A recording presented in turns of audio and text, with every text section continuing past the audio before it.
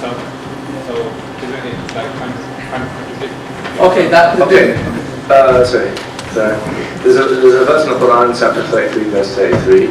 Allah subhanahu wa ta'ala says, وَقَرْنَ فِي بُيُوتِكُنَّ وَلَا تَبَرَّجْنَ تَبَرُّجَ الْجَاهِلِيَّةِ الْأُولَى. This verse it says, stay in your homes and don't come out like the Jahiliyyah, like the Ula. 2 points about the verse. It's referring to the mothers of the believers. So there is a discussion among the fuqaha, among the jurists, whether it applies to all of the women. And we know, even if that verse is to apply to all of the women, there will be so many exceptions which would render the verse. Basically, you wouldn't say that it's a permanent thing. Number 2 is more important, which is not available. I'm going to give you some information here. Yes, I'm going to give you some information which is not available in any Quranic translation. The Quran has come in 7 ahruf for 10 qira'at. And these are all mutawatir. All of them are mutawatir. So all of them are the same. Like, you have Hafsa and Asim, and Warsh and Nafi' and these things. So the verse comes in 2 different formats. There's وَقَرْنَ فِي بُيُوتِكُنَّ and وَقِرْنَ فِي بُيُوتِكُنَّ. Okay. So what's the second one mean? وَقِرْنَ فِي بُيُوتِكُنَّ means and have tranquility. From the word waqar. Waqar means to have tranquility, relaxation. So when you put both things together, it means when you're staying in your homes, do so with relaxation. You see? Do so with relaxation. So the Prophet it's not a prison. And this is the thing. If you take this verse and you sort of make a mess out of it, it will make it seem like Allah is putting the woman in a prison. Or the men should be put in the wilderness. No.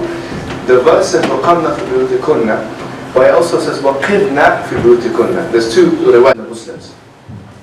Which means to say, when you stay in your home, and this is by the way the opinion of Tabari, who died in 310, Mufassir, one of the major people of Tafsir in Iraq. He said, قَرْنَ قِرْنَ, he put them both together and he came to that conclusion. So it's not, I don't think it's plausible for any man, any Muslim man, to use this verse, or any person who's not Muslim, to suggest that Islam is putting a woman and trapping her in the home. No, you can't do that because the verse is clear. It comes in 2 different qira'at, and if you put them together, it's qarna wa qirna. Point 2, this is something else. There is an incentive, a real incentive, from the Islamic perspective, where Allah subhanahu wa ta'ala, or the Prophet Muhammad sallallahu alaihi wasallam, he says to the woman, basically, Abu Salama came to the Prophet Muhammad sallallahu alaihi wasallam, his wife, and she asked him, how comes it's the case that men get more rewards than women, or more opportunities for rewards? Because they can go to jihad fi sabilillah, they can do this, they can do janazah prayers. Obviously, a woman can do janazah as well, but they get more opportunities to do so. This, that, and the other. He said, sallallahu alaihi wasallam, if a woman does the same thing, if the woman is at home, basically looking after her children and doing her thing at home, then she'll get the same reward as that. Now, if you really think about it, are any men going to do the things that the Prophet Muhammad said? No. So the man won't get that reward in today's day and age. However, a woman is doing that. So you could say that from an Islamic perspective, that a woman is entitled to a lot of rewards from staying in the house to deal with the children and to help the children, upbringing the children. I don't see a much difference, by the way. Actually, I personally believe working as a mother, which should be seen as a work, it should be seen as a work. Working as a mother and looking and upbringing children is in many ways more honourable than many of the professions, because it combines different talents. You combine, you're a teacher, you are a support worker, there's so many things that you have to be good at psychology. A lot of things that favour women's natural advantages. Women can do multitasking. In that way, they can look after the children and do things at the same time.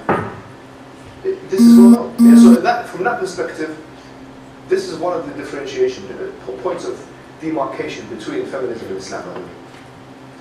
So Islam, it does encourage a woman to be with her children at home and stuff like that and help with these kind of things.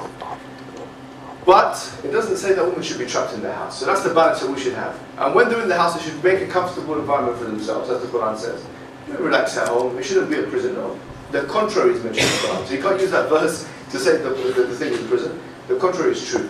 And one last thing I just want to mention about another point of demarcation between feminism and Islam. I know there are Marxist feminists, and I understand that there are radical feminists.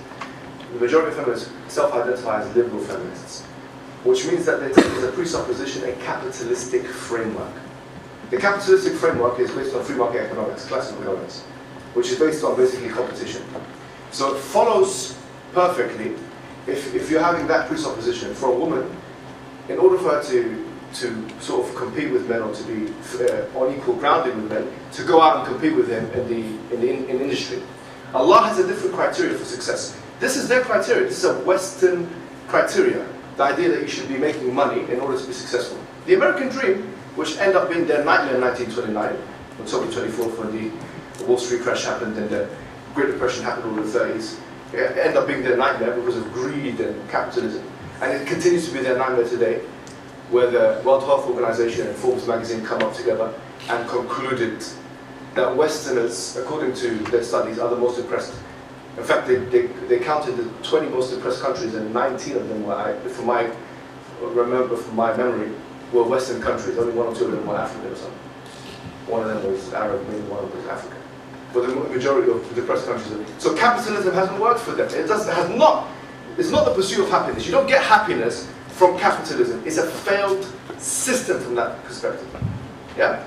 So if you put that as a presupposition to feminism, and then presuppose that then a woman should be going outside to make money so she can compete with the man, so she can break the patriarchy, in fact what you're doing is you're setting her up for depression. Let her have the right to tell her husband to go outside, make the money for her, come back, give her the money. Now if there's an agreement between those two people, that she should be working some and he can be working some, she's entitled to her money, he's entitled to his money, but he has to give her money as well. Which is a right, by the way, that's a positively discriminating right for women and not for women, for men. In Islam, it positively discriminates against for women and against men in this regard, but no one, if it was the other way around, believe me, there would be controversy. They'd say, look, your religion tells a woman to go out and be slave workers. Believe me, that would be the criticism.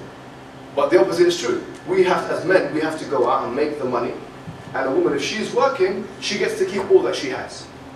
That's the reality. So the point here I wanted to make is if you put, because you have to understand what you're dealing with. You're dealing with a Western construct which has as a presupposition capitalism, and it basically incentivizes women to go out into the marketplace. So for capitalistic gain, because it helps the capitalist elites to get tax money and to get this, that. If you're dealing with that, you realize, okay, Allah has set a different standard for Muslim women. In chapter 58 of the Quran, Allah subhanahu wa ta'ala says, يَرْفَعَ اللَّهُ الَّذِينَ آمَنُوا مِنكُمْ وَالَّذِينَ أُوتُوا الْعِلْمَ دَرَجَاتٍ.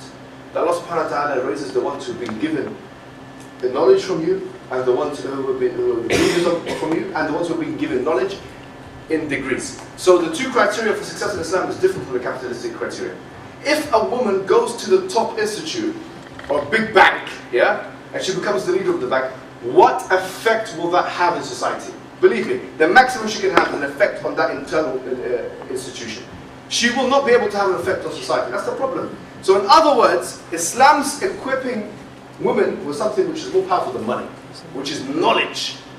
This knowledge, if it's absorbed by women and disseminated to the masses, will change society in a stronger and bigger way than if she had money. I'm not saying there shouldn't be a balance, but what I am saying is that the criteria that they have set is a failed criteria. A woman, a successful woman in Islam, is a spiritual woman and a knowledgeable woman. And Islam is a religion who has had more female scholars than any other world religion. I say more.